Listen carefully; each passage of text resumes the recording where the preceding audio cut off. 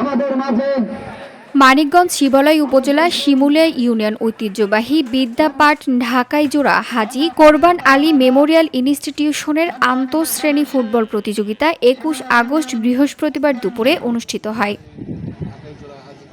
বিদ্যালয়ের প্রধান শিক্ষক মোহাম্মদ সাইদুল রহমানের সভাপতিত্বে খেলায় প্রধান অতিথি হিসেবে উপস্থিত ছিলেন বিদ্যালয়ের সভাপতি ও বিশিষ্ট ব্যবসায়ী আমির হোসেন বিল্টু। বিশেষ অতিথি হিসেবে উপস্থিত ছিলেন শিমুলিয়া ইউনিয়ন বিএনপির সদস্য Mohammad Abul Kalam Azad.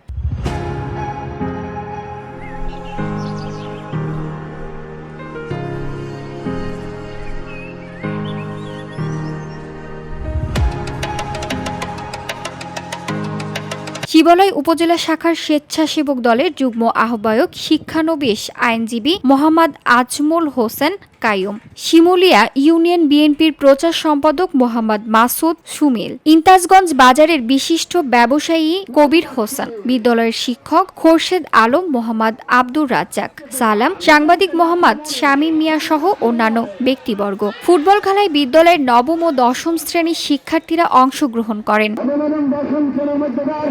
VOD Bangla news desk.